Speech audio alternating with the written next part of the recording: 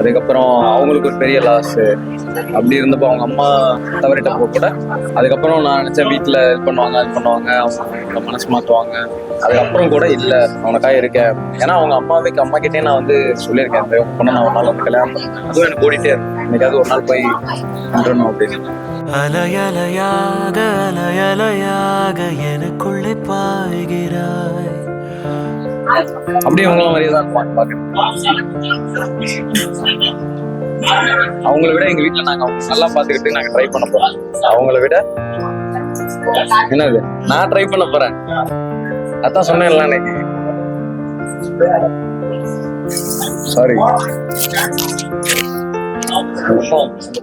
நம்மள யாராவது ஒருத்தவங்க கேர் பண்ணணும் அப்படிங்கிற ஒரு ஃபீல் வந்து கொடுத்ததே அப்படிதான்.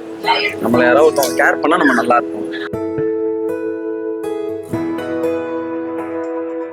உமன் மேக்ஸ் த மென். என்னை மேக் பண்ணது அவங்க தான்.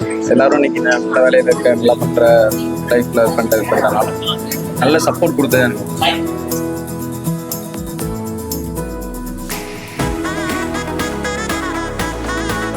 பாஸ் அவுட் ஆகும்போது நீ நல்லா பண்ண எல்லாம் பண்ண எல்லாத்தையும் விட்டுட்டு நான் யூபிஎஸ்சி படிக்க போனப்போ கூட அவங்க தான் எனக்கு சப்போர்ட் பண்ணாங்க.